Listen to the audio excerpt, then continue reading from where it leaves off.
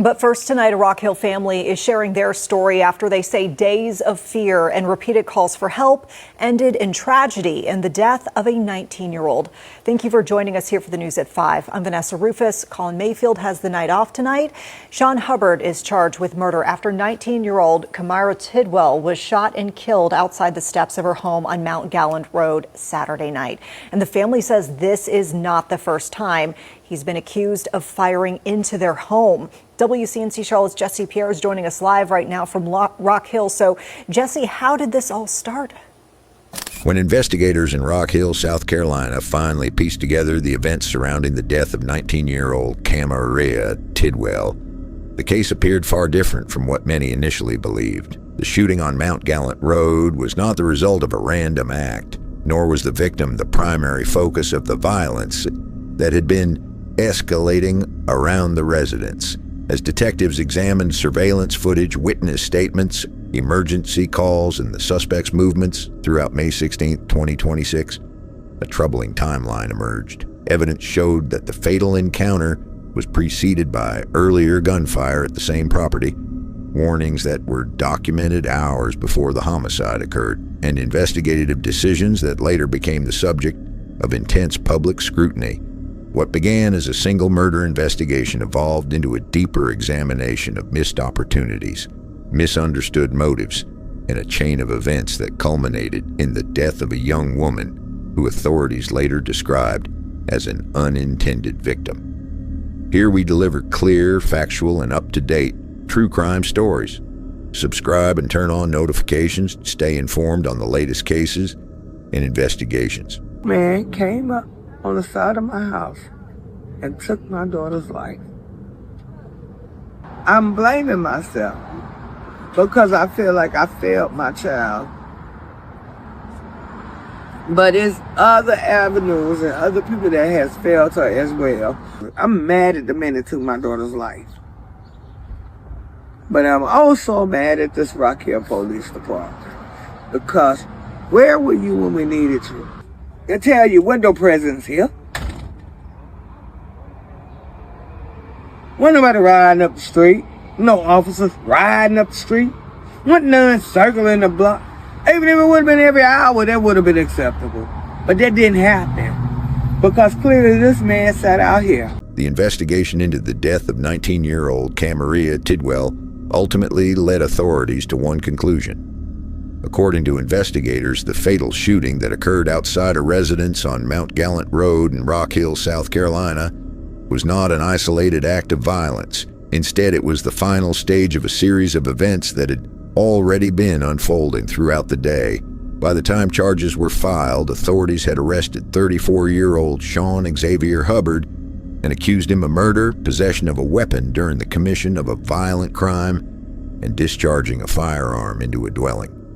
Prosecutors argued that the evidence showed a deliberate pattern of escalating violence directed toward individuals associated with the residents. One of the most significant discoveries in the case emerged after investigators reconstructed the timeline. Evidence indicated that Camariya Tidwell was not the intended target of the attack.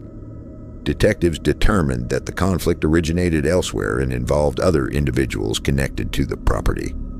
This finding immediately changed the focus of the investigation. Instead of examining whether the victim had been specifically targeted, detectives began investigating why the residence itself had become the focus of repeated violence. As they worked backward through the events of that day, they discovered a sequence of actions that revealed planning, persistence, and repeated attempts to confront individuals at the property. The case would eventually show that the fatal shooting was preceded by warning signs that had already been documented hours earlier. Those warning signs became some of the most important pieces of evidence in the entire investigation. As investigators gathered evidence, they focused on establishing a complete timeline of events. Their strongest evidence came from multiple sources, including surveillance footage, witness statements, physical evidence collected at the scene, and records documenting police responses earlier that same day. One of the most important discoveries was that the residence on Mount Gallant Road had already been the scene of another shooting incident before Camariya Tidwell was killed. Doorbell camera footage allegedly captured Sean Xavier Hubbard approaching the property and firing a shotgun through the front door during an earlier confrontation. The footage provided investigators with visual evidence showing that the residence had already been targeted hours before the homicide occurred. This evidence became critical because it established several facts simultaneously. First, it demonstrated that the property had already been selected as a target. Second, it showed that the violence did not begin during the fatal encounter later that night. Third, it suggested that the suspect had a specific reason for returning to the same location. Investigators carefully compared the evidence from the first shooting with evidence collected after the homicide. They documented similarities in the sequence of events, the location, and the individuals involved. The first shooting provided investigators with a starting point for understanding the motive behind the later attack. Without that earlier incident, the homicide might have appeared to be a sudden act of violence. Instead, evidence showed that the fatal shooting was part of an ongoing chain of events. Detectives also relied heavily on witness interviews. People present at the residence provided information regarding previous confrontations, movements around the property, and activity observed before and after both shootings. When combined with surveillance footage and physical evidence, these statements helped investigators establish a timeline that connected every major event. As prosecutors reviewed the evidence, they argued that the attacks demonstrated a pattern rather than a single spontaneous act. That pattern became central to the case. Every major investigation reaches a point where separate pieces of information suddenly begin to fit together. For detectives working the Mount Gallant Road case, that moment occurred when they fully connected the earlier shooting with the homicide that occurred later the same evening. At first, investigators treated both incidents as separate events. A shooting through a front door and a later homicide could potentially involve different motives, different suspects, or unrelated circumstances. However, as evidence accumulated, that possibility became less likely. Surveillance footage, witness accounts, and suspect identification increasingly pointed toward the same individual. The breakthrough occurred when detectives recognized that the daytime shooting effectively served as a preview of the fatal events that would follow. Instead of viewing the incidents independently, investigators began examining them as parts of a single sequence. This shift dramatically changed the direction of the case. Once detectives connected the attacks, they could clearly see the progression of events. The first shooting demonstrated intent to target the residents. The second shooting demonstrated escalation. This realization allowed investigators to reconstruct the suspect's movements and better understand the developing conflict. Evidence suggested that after the initial confrontation, the situation did not end. Instead, it continued to develop throughout the day. At some point, the suspect allegedly returned to the same property.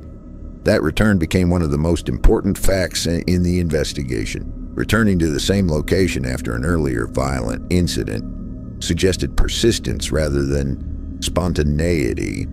It indicated that the conflict had not been resolved after the first shooting. Instead, it appeared to have intensified. As detectives continued their analysis, another important detail emerged. Camariya Tidwell herself did not appear to be the primary focus of the dispute. Evidence pointed toward a grievance involving other individuals connected to the residence. This finding helped explain why investigators later described her as an unintended victim. The distinction was important because it clarified part motive. Rather than a personal dispute involving the victim, evidence suggested that the violence originated from a broader conflict involving the property and individuals associated with it. Understanding that distinction allowed investigators to focus on the relationships, interactions, and disputes that existed before the shooting occurred. That focus eventually led them closer to understanding the complete sequence of events.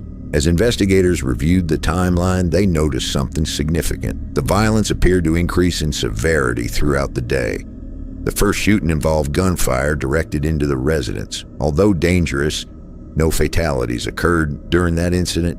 The second attack produced a different outcome. By comparing both events, detectives concluded that the situation had escalated beyond intimidation or confrontation. The progression suggested that the conflict was becoming increasingly dangerous. This observation became important when prosecutors later argued that the attacks reflected a deliberate pattern rather than a sudden emotional reaction. Investigators examined every available piece of evidence to determine what occurred between the two incidents. They looked at communications, witness statements, movements of individuals connected to the residents, and interactions involving the suspect.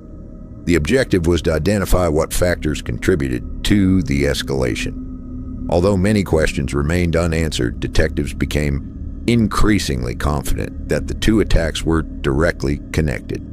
That confidence was supported by the timeline itself. The incidents occurred at the same location, they involved the same residents, evidence pointed toward the same suspect.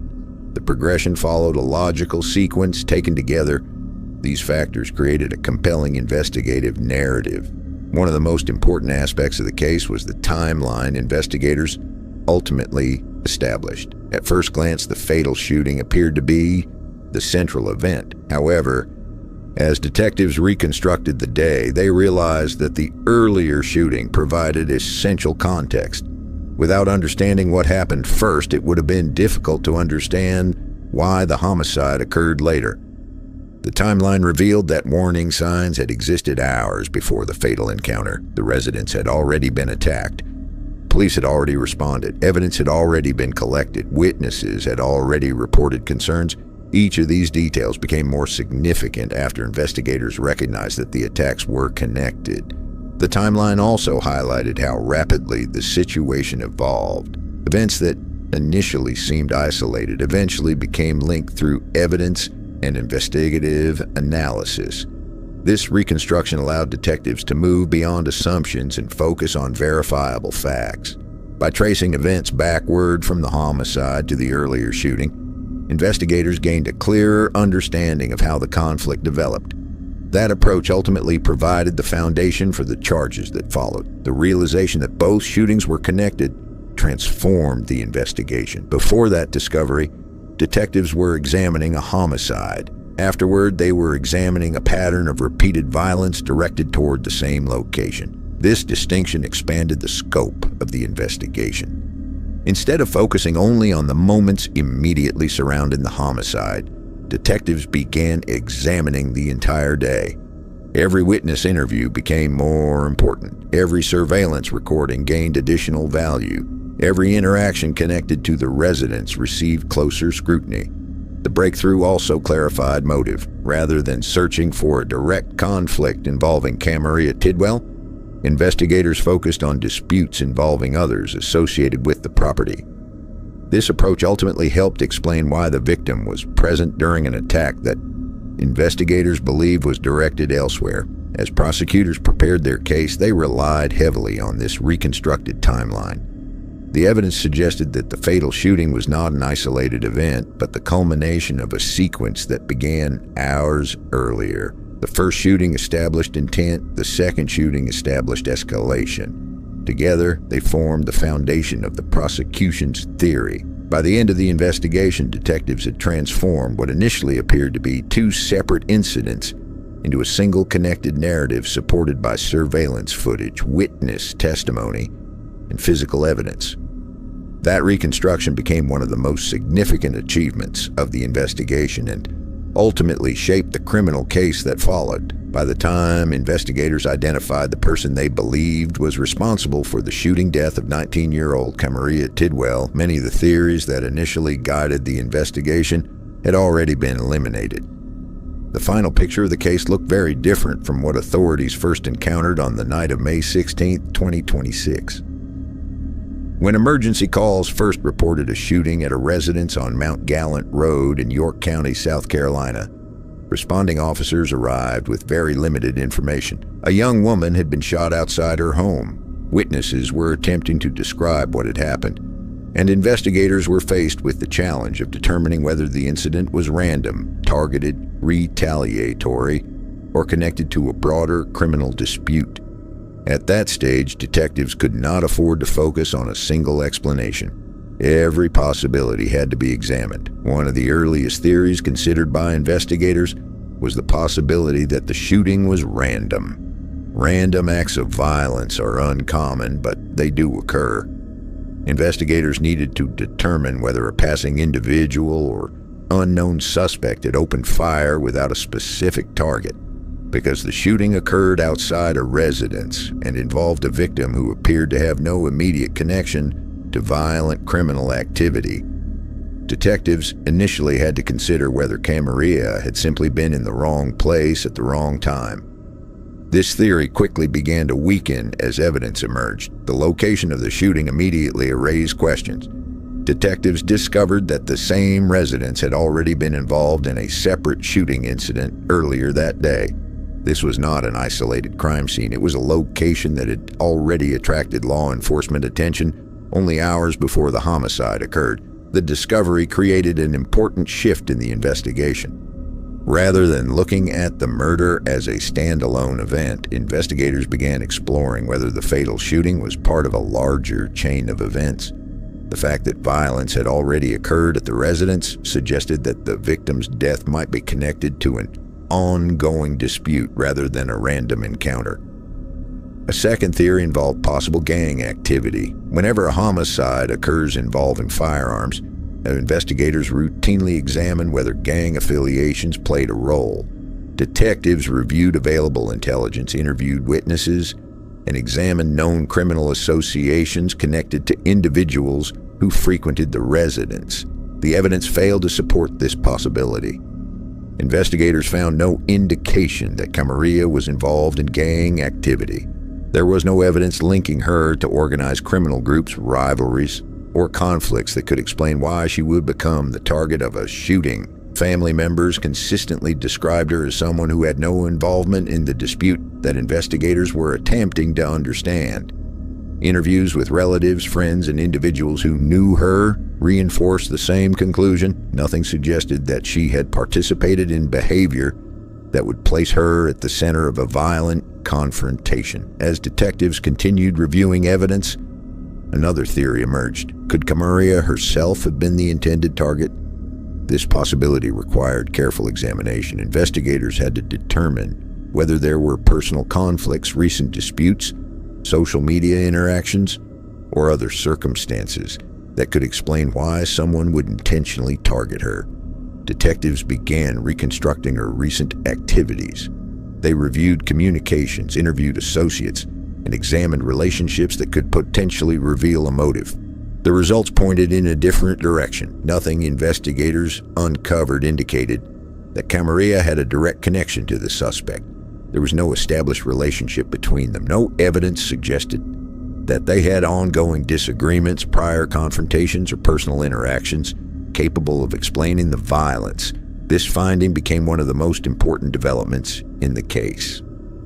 If Camariya was not connected to the suspect, then investigators needed to understand why she had become the victim. The answer appeared to lie elsewhere.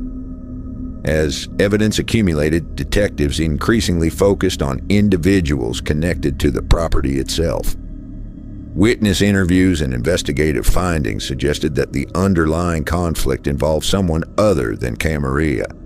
The residence had become the focal point. The more investigators examined the timeline, the clearer it became that the violence was directed toward the location and individuals associated with it rather than toward Camariya personally. This realization forced investigators to abandon several of their early assumptions. The victim was not linked to gang activity. The victim was not connected to the suspect. The victim did not appear to be the intended target. The homicide investigation was becoming something different entirely.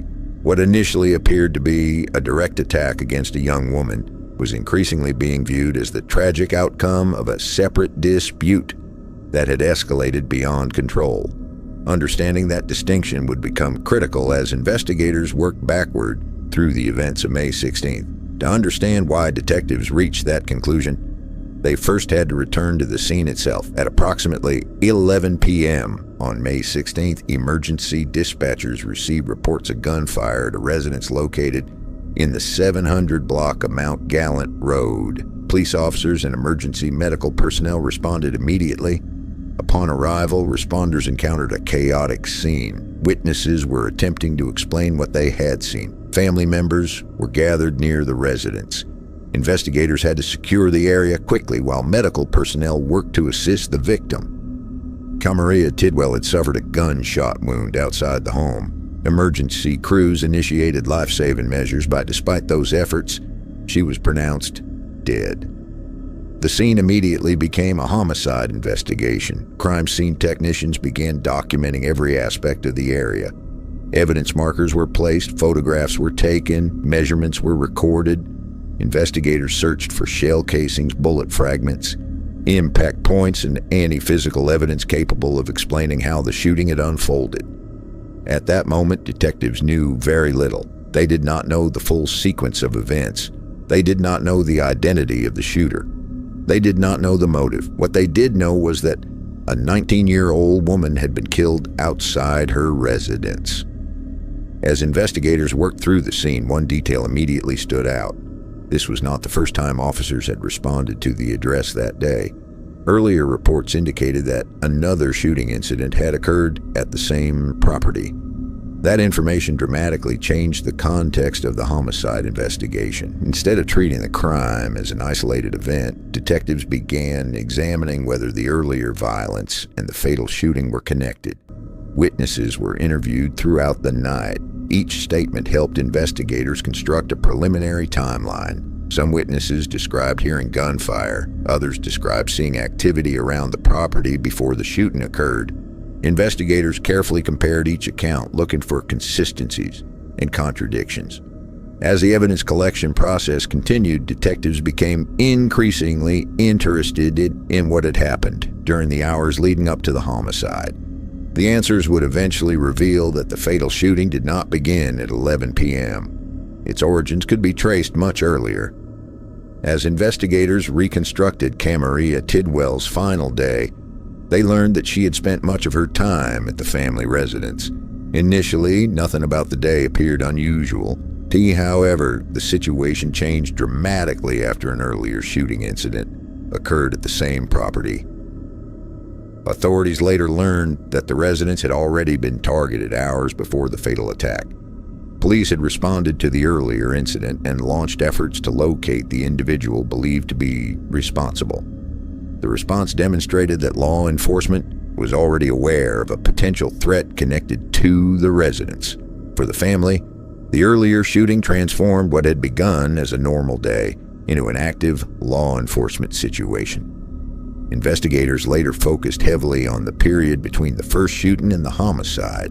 This gap in time became one of the most important segments of the timeline. Detectives wanted to understand where the suspect went after the initial shooting. They wanted to determine what actions were taken to locate him. They wanted to know whether any additional threats were made and whether there were warning signs that violence could occur again. As the investigation progressed, evidence suggested that the suspect eventually returned to the area. This development became a critical turning point. The return to the same location indicated that the earlier shooting had not resolved the underlying dispute. Instead, the conflict had continued. Sometime later that evening, events escalated for a second time. According to investigators, Camariya was outside when the suspect allegedly returned. Moments later, gunfire erupted again. This second encounter produced a very different outcome. Unlike the earlier incident, someone was struck. Camariya became the victim. As detectives analyzed witness statements, physical evidence, and the sequence of events, they reached a conclusion that would significantly shape the case moving forward. Evidence indicated that Camariya was not the intended target. Instead, investigators concluded that she had been caught in violence connected to a dispute involving other individuals associated with the property. That finding explained many of the questions detectives had struggled to answer during the earliest stages of the investigation. It explained why no direct connection existed between the victim and the suspect. It explained why earlier theories had collapsed under scrutiny. And it explained why the residence itself had become the central focus of the case.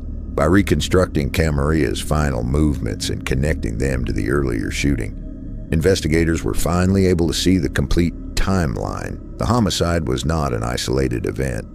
It was the final chapter of a sequence of escalating actions that had unfolded throughout the day, culminating in a fatal shooting outside a family home on Mount Gallant Road. Before her name appeared in police reports, news headlines, and court documents, Camariya Tidwell was known within her community as a young woman focused on her future. At just 19 years old, she was at a stage of life where many major decisions were beginning to take shape. Family members described her as respectful, quiet, and devoted to the people closest to her. Those descriptions would later become an important part of understanding the investigation because they helped detectives establish whether she had any connection to the events that led to her death. As investigators began reconstructing the circumstances surrounding the shooting, one of their first priorities was learning everything possible about the victim. Detectives reviewed her background, spoke with relatives, interviewed friends, and examined her daily activities.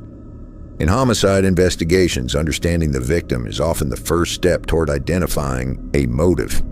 Investigators wanted to know whether Camariya had ongoing disputes, known enemies, legal troubles, or any connection to the suspect. The answers consistently pointed in the same direction. There was little evidence indicating that Camariya had any involvement in the conflict that eventually led to the violence. Those findings forced investigators to consider a different possibility. Rather than being the focus of the attack, she may have simply been present when a larger dispute reached its most dangerous stage. Family members stated that Camariya had recently graduated from South Point High School and was beginning to navigate the next chapter of her life. Like many young adults, she was surrounded by plans, expectations, and opportunities that had not yet fully developed. She spent time with family members, maintained close relationships with those around her, and was regarded as someone who generally avoided conflict. As detectives dug deeper into the case, they found no evidence suggesting that she had initiated any confrontation with the suspect. This distinction would become increasingly important as the investigation unfolded. Every piece of information investigators uncovered seemed to reinforce the same conclusion. Camariya was not the source of the dispute that had brought violence to the residents. That conclusion created an entirely different challenge for investigators. If Camariya was not connected to the conflict, then who was? The answer to that question would eventually lead detectives toward understanding the events that occurred on May 16, 2026. However, before they could fully understand the motive, they first had to examine the warning signs that appeared earlier that same day. Those warning signs would later become one of the most debated aspects of the entire case. When investigators reviewed the timeline after the homicide, one detail immediately stood out.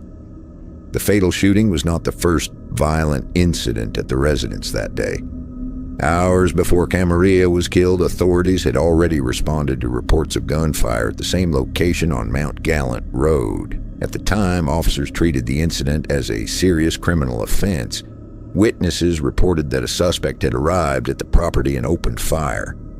Evidence later showed that shotgun blasts struck the front entrance of the residence. Although nobody was injured during that earlier attack, the event established an important fact.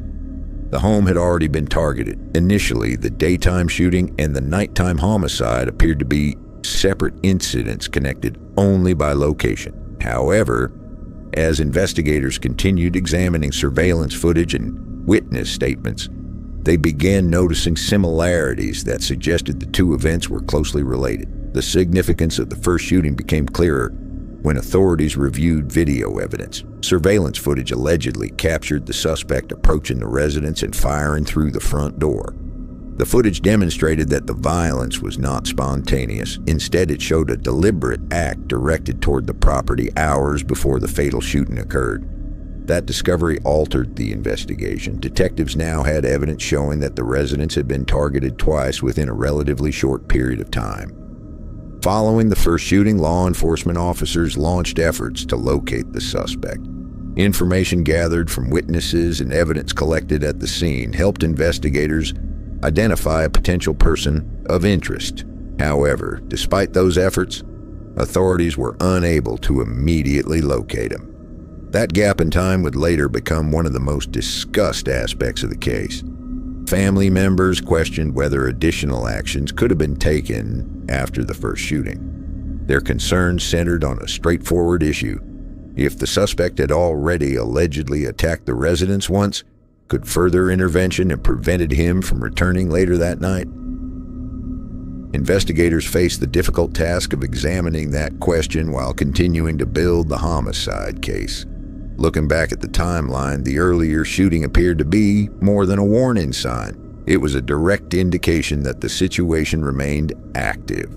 The suspect had allegedly demonstrated both intent and willingness to use a firearm. The first shooting showed that the threat had not disappeared after officers left the scene. Instead, evidence suggested that the conflict continued to escalate throughout the day. Another important issue involved understanding the nature of the dispute itself. Detectives knew that violence had occurred twice at the same residence, but they still needed to determine what had motivated those actions. Establishing motive became critical because it would help explain why the suspect allegedly returned to the property after the initial shooting. As investigators reconstructed the timeline, they realized the homicide could not be viewed as an isolated event. The fatal shooting was the final stage of a sequence that had already begun hours earlier. Every witness interview, every surveillance recording, and every piece of physical evidence reinforced the same conclusion. The first attack had provided a preview of the danger that was developing. Unfortunately, that danger had not ended when the gunfire stopped. Instead, it continued building toward a second encounter. When detectives later presented the complete timeline, the sequence of events appeared far more organized than it had initially seemed. What looked like separate incidents gradually revealed themselves as parts of a larger pattern. That pattern ultimately ended with the death of Camariya Tidwell. Even after an arrest was made, however, several important questions remained unanswered. By the time authorities arrested the suspect, investigators had established a basic sequence of events. They knew when the first shooting occurred. They knew the suspect allegedly targeted the residence earlier in the day. They knew a second encounter took place later that night. They knew Camariya Tidwell was killed during that encounter. However, solving a case and fully understanding a case are often two different things. Several questions continued to surround the investigation. One of the most important involved motive. What specific dispute triggered the violence? Investigators identified evidence connecting the suspect to the shootings, but understanding the root cause of the conflict required examining relationships, previous interactions, and circumstances that may have existed before May 16th. Authorities indicated that Camariya was not believed to be the intended target, which suggested the dispute involved someone else connected to the residence. Yet the exact chain of events that transformed that dispute into violence remained a central question. Another issue involved prevention. Could the fatal shooting have been avoided after the first attack? This question became particularly significant because law enforcement had already responded to the residence earlier in the day.